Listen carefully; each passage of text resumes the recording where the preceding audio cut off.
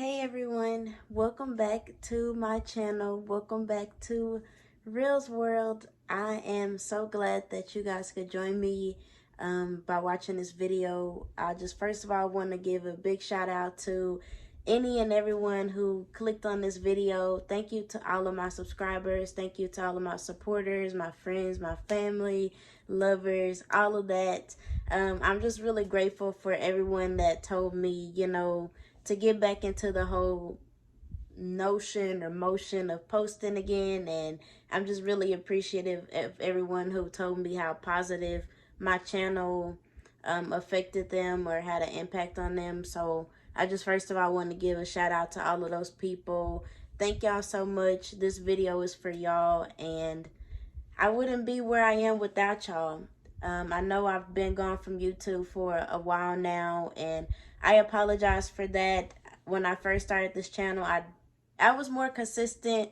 I was trying to post, on a weekly basis or whatever the case may be, but I just kind of fell off for that. So I just want to first and foremost apologize for not being as consistent as I wanted to be.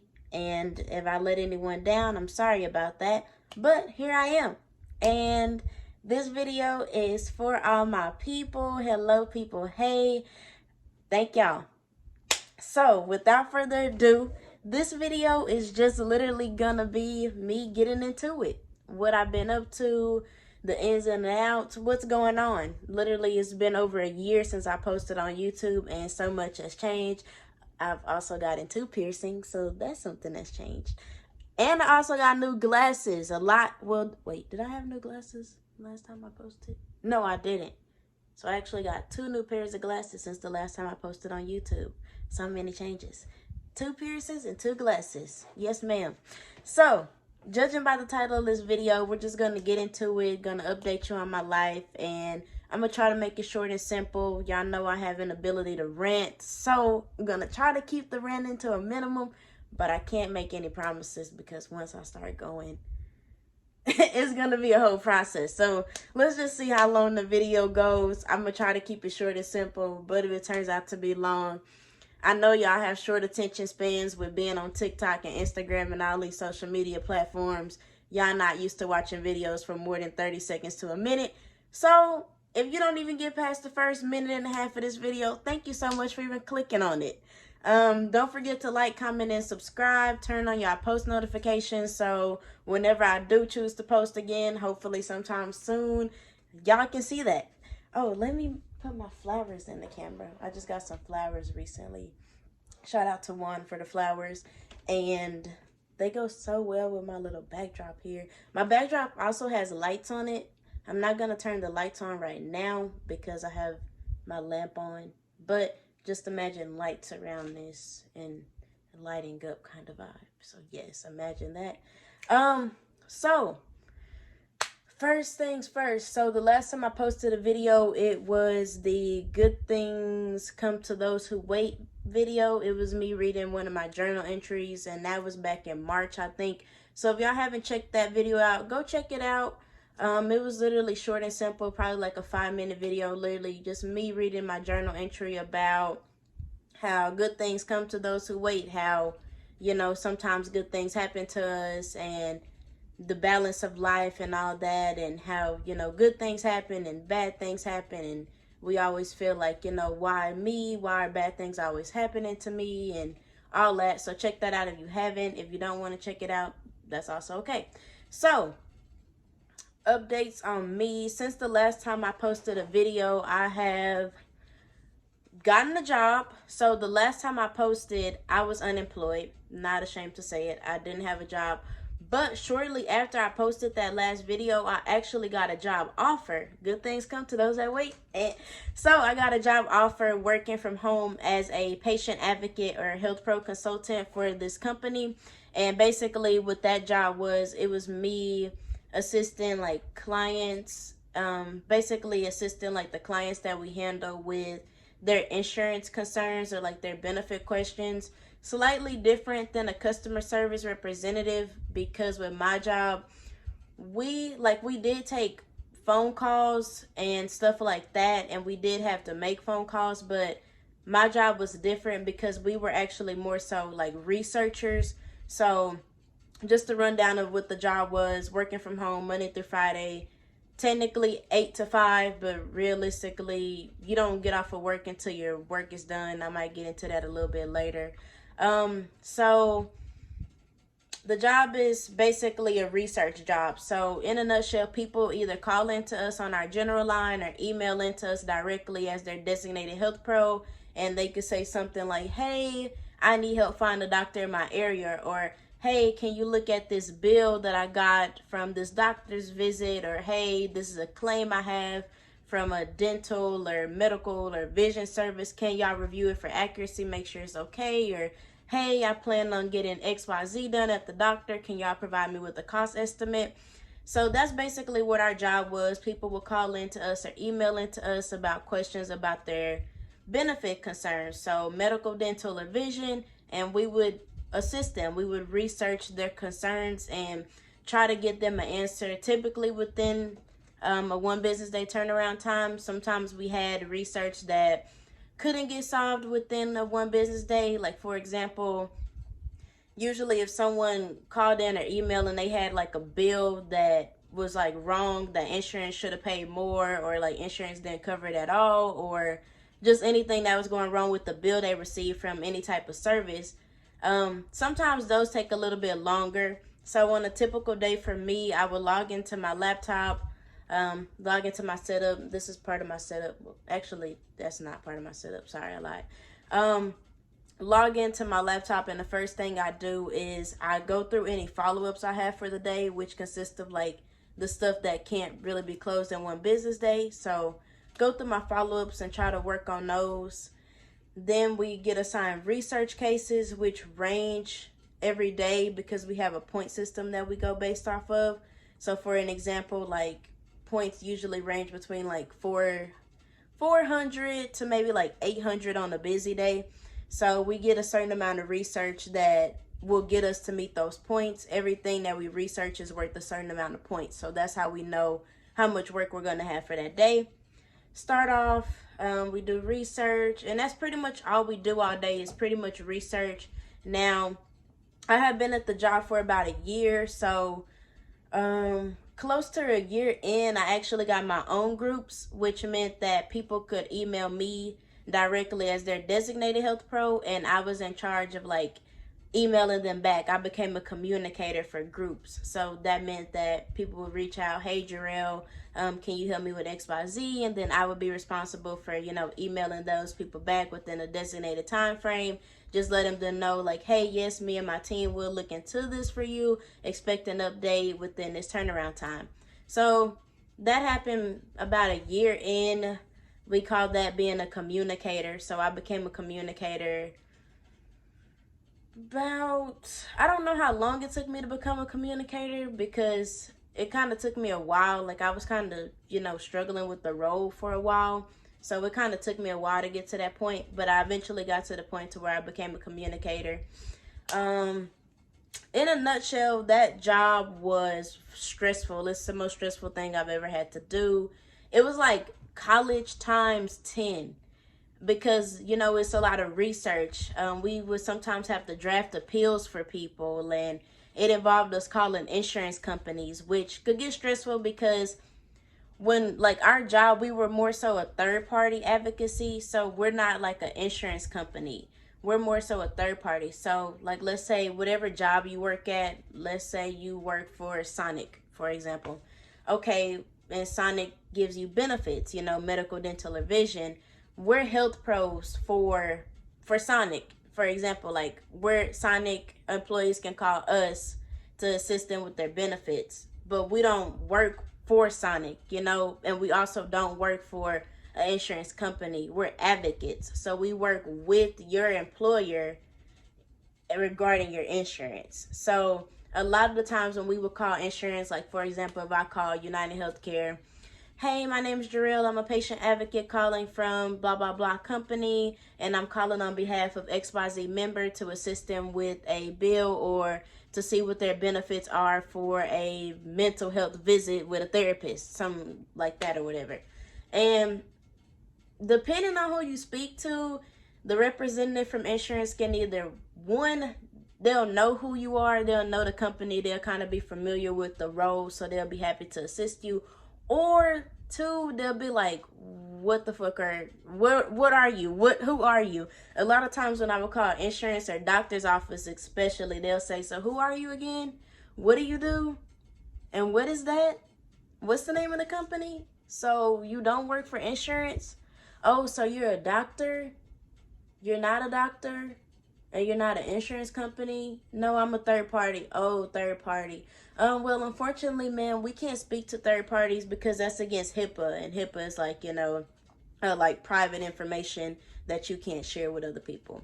Oh, that's against HIPAA. You have to send in a form to us and blah, blah, blah, XYZ. So it was always a whole process when we were calling people. Always a thing. And the reason why I say it's like college is because it involved a lot of computer work. It involved a lot of typing and following up and using different types of systems and, drafting stuff, emails, phone calls, heavy workloads, time management. It really just felt like when COVID came and like everyone had to start doing school from home, it kind of just felt like that, like doing schoolwork from home, but I'm actually getting paid to do it. Good news about this job is it actually requires a bachelor's degree, which is great for me because I had my bachelor's. So finally, I'm getting paid to do something close to what I went to school for.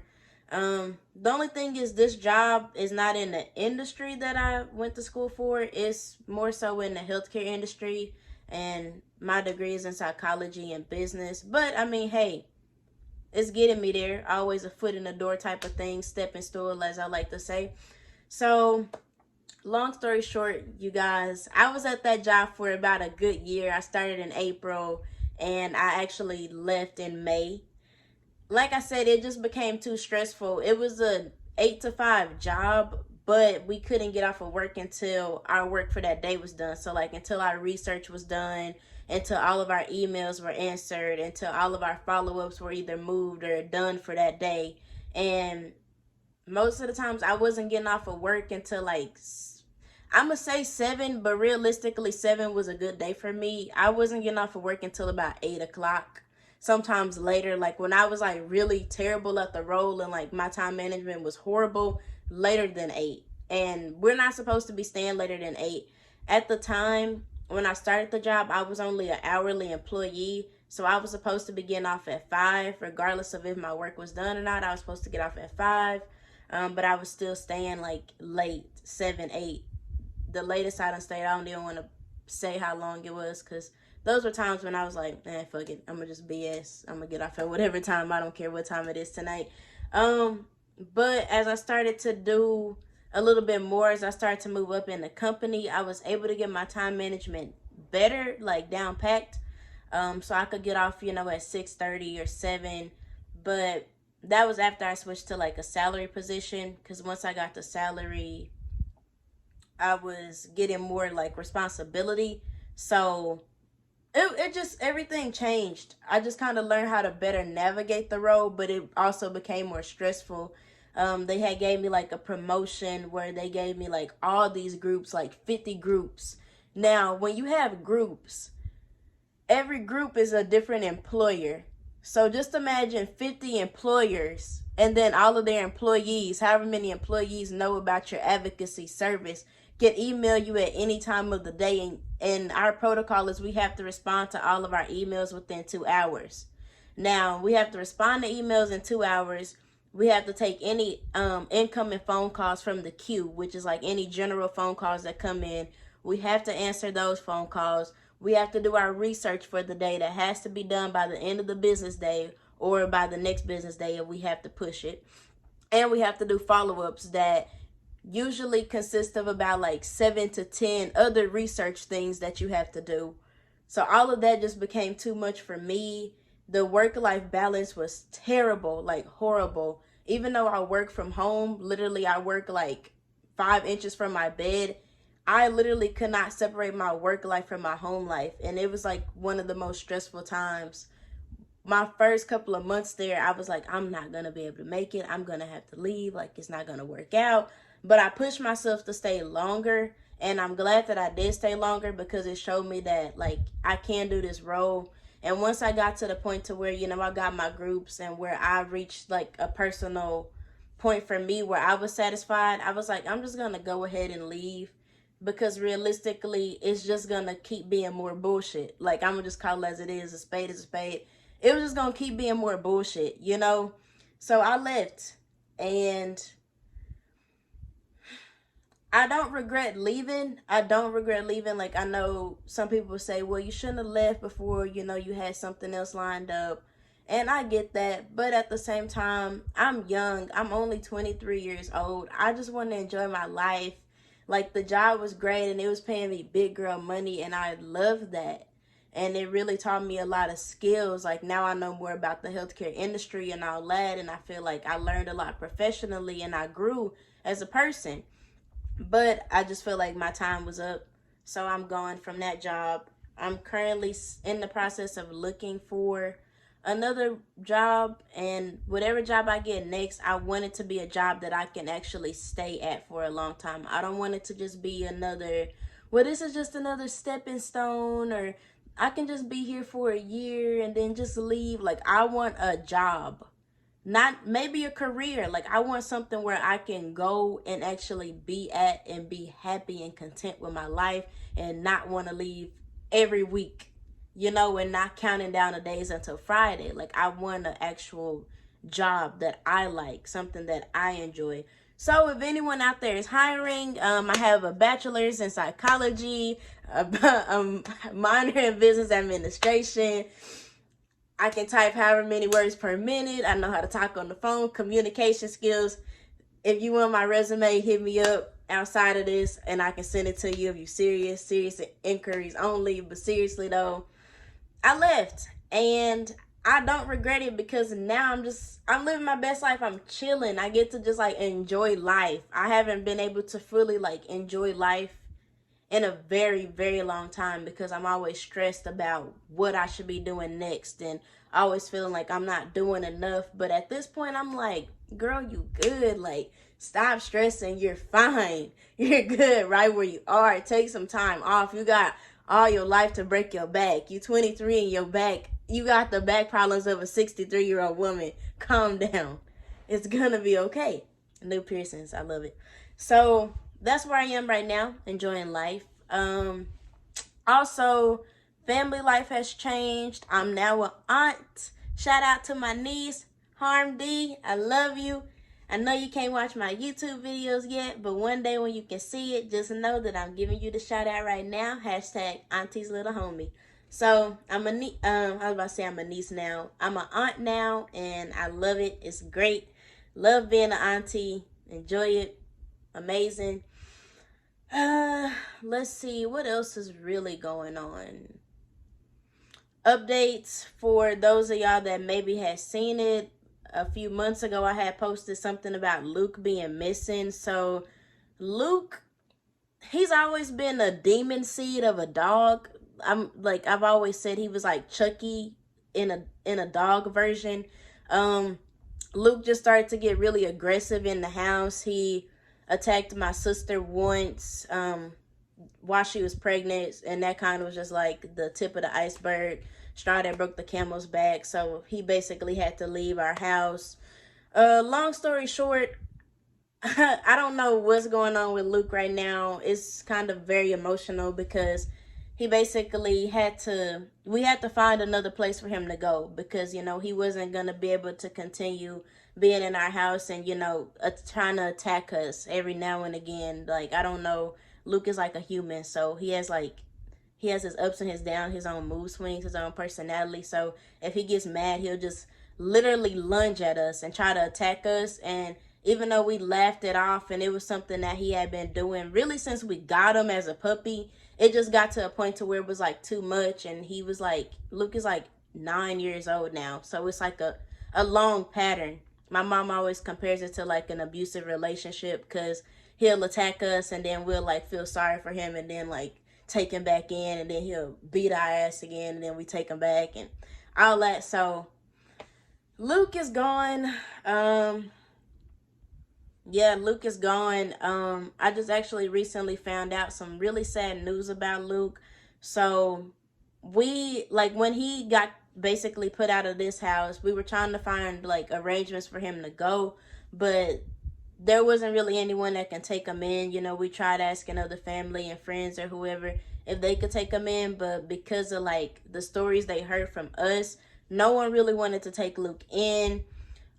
He ended up going to the pound for a little while, and then someone else from my family ended up adopting him as kind of like a temporary to maybe permanent situation, just kind of depending on how that worked.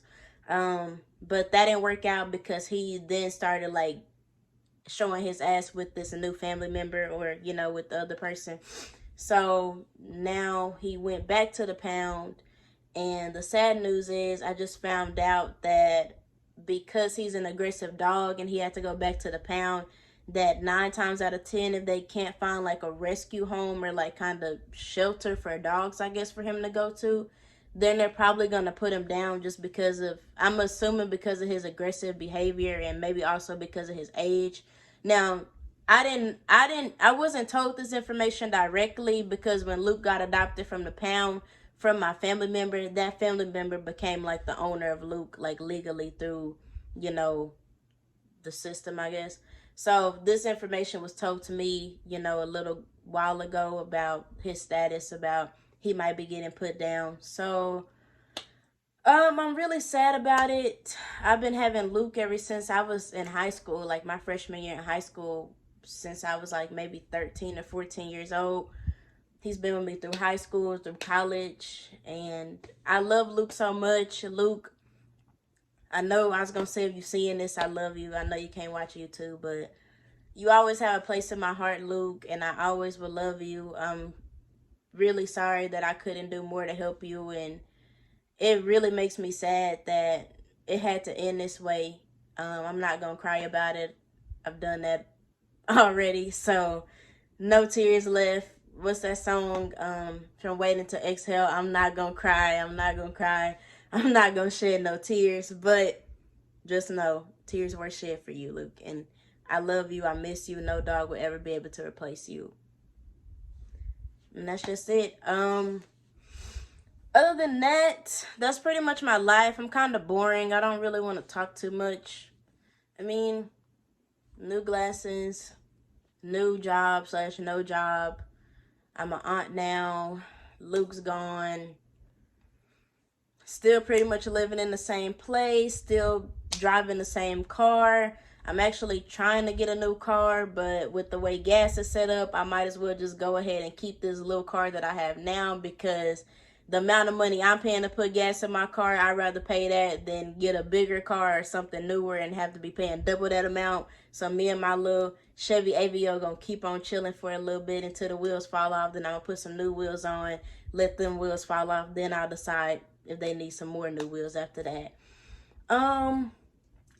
Yep, still trying to live my best life. I want to maybe one day go ahead and like get a place for myself, but also with the way that the housing market and rent is set up, I'm really not sure how that's gonna work out for me, because when I left college, my whole goal was I don't want to have to live. Like, when I get my own place again, I want it to be with me only.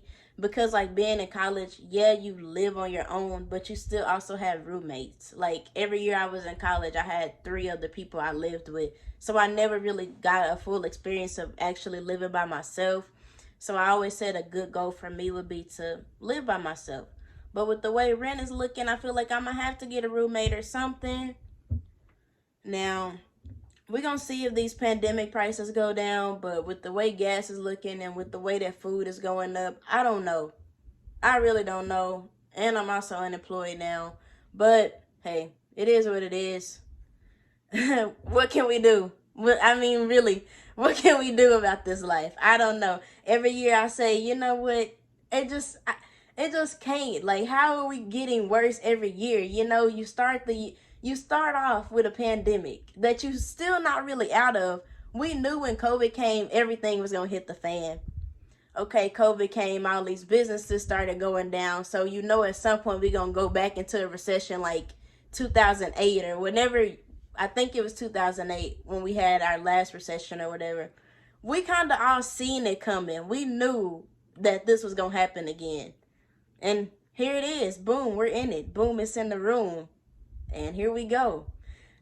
I just hate that this had to happen during my early 20s. But hey, great stories to tell my kids and my grandkids one day. Like, hey, y'all, I'm 80 years old. Let me tell you what happened back in 2020 when I was growing up, when I was a young tenderoni or whatever. And this is it. I love it here, truly, honestly. Every day I wake up and I'm like, wow, I love it. America, life is great. We're doing it. Wow. It just amazes me how so much can change in a year. Like, you go from COVID, wearing masks and get vaccinated and X and Y people are dying to go get vaccinated or don't get vaccinated, pro-mask or anti-mask, pro-vaccine, anti-vaccine. Now there's no baby food on the shelf. Now bacon is $10. Now there is no bacon. There is no steak. There are no eggs. Food donation centers don't even have food to donate to people. They need donations. Gas, damn near $10 for gas. Rent, double. 1 bedroom, $1,400. Why? You're not even offering any amenities for a 1 bedroom. This is a studio. This is a studio. Everything is all together. Why? Why am I paying $1,500 for one person to live? It's a lot. I mean, honestly, like every day with them is something. Every day with them is something. I don't know what they want me to do about it. Jobs. Everybody and their mama hiring, but ain't nobody trying to pay. It's like every time I go out anywhere, everyone has a now hiring sign up. And it's mostly all the food places that I'm noticing are hiring. Now hiring, now hiring, now hiring. Y'all should put now paying. What is the pay? Because I see you hiring, but it's a reason why y'all don't got no staff. Because y'all probably ain't paying nobody to work. Tired of this mess. Now hiring, but then you apply. Can't even hear back from nobody. Now hiring, you do an interview. Manager don't ever call you back. I interviewed for this one job. I really thought I had it. I was like, I got this. I went in confident. I'm like, I'm manifesting this job. Did an interview over the phone. The lady was like, I've narrowed it down to my top 2 candidates. Can you come in person and do a tour of the facility and like do a more in-depth interview? Yes. Now, when I left the interview for the lady, in the back of my mind, I was like, I should ask her how long it's going to take for me to hear back. But I didn't. You know, sometimes you don't really realize all the questions you should have asked until it's, like after the fact. So I never asked her how long until I could hear back from her. So, naturally I let about a week or so pass. And my friends and family were like, you should call and just at least check on it to show that you're interested. Okay, I called. I called on a Friday. The person answered the phone, said, oh, that person's not here today, but I can transfer you to their voicemail. Okay, thank you. I left the voicemail. That was on Friday. I waited about a week or so. Next time I called on a Thursday, I'm like, I'm not going to call on Friday because what if this person don't work on Fridays? I'm going to call on like a Wednesday or Thursday. I did that about a week or so later. So at this point, I've called twice and left 2 voicemails.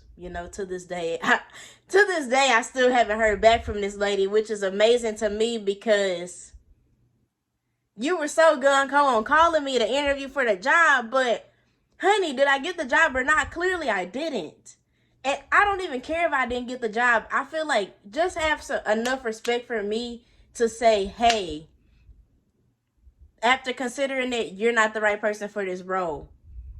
That's fine. I'm okay with that. But like at least like some common courtesy, some decency to tell somebody, especially if you said I was one of the top 2 candidates, you only got me or another person to call. It's not like you got to turn down a whole slew of people. Just tell me straight up, I don't got the job.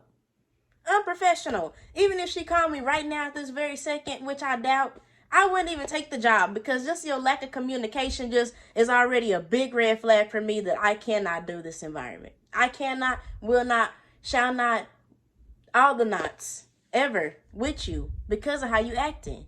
So that's a no. But it's okay. You know, I'm not rushing it. I know whatever job is meant for me, it's going to come for me. And I just have to be okay with that. I'm chilling right now. I saved up a lot of money from when I just had this last job, so that's a really good thing.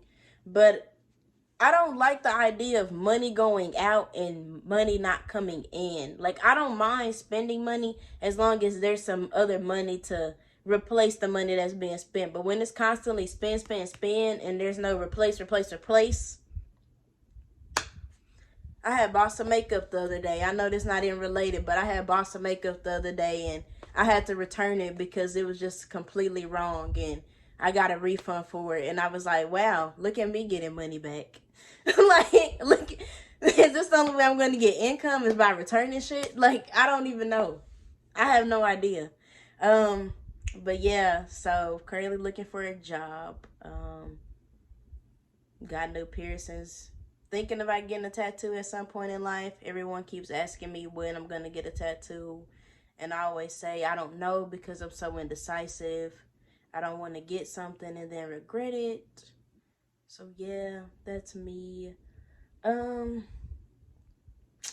gonna kind of end this video here because it's way longer than I intended it to be. Like I said at the beginning, this was probably gonna happen. So if you got to this point in the video, thank you so much. Thank you so much. I really appreciate it. I'm gonna go ahead and cut it short here. If there's anything y'all want to see from me, let me know. I'll try to get better at posting. I'm just at a point right now in my life to where, like, it's not that I don't have the time to post, but I just really don't know what I want to post. When I was working at the other job, I wanted to do like so many videos of like my work from home life, and I might still do that now, even though I'm not working there anymore. I can go ahead and like show y'all some of the videos of when I work from home, and that if y'all want to see that, comment down below. If y'all want to see me like do more mukbangs and stuff like that, because I love to like eat out. I love trying new places and new foods. If y'all want to see like me do that, let me know. But other than that, pretty boring. All I've been doing now is just living my best life like I'm a teenager again, and no shame in my game at all, really. I'm no shame in my game. I couldn't be better. I'm finally starting to maybe try to eat 3 meals a day. It's getting there, hopefully one day. And I'm trying to get on my shit, trying to adult the best way I can adult. So thank y'all so much for coming to this video once again. I appreciate all the love and support. Don't forget to like, comment, and subscribe. And I will see y'all later. Peace out. Bye.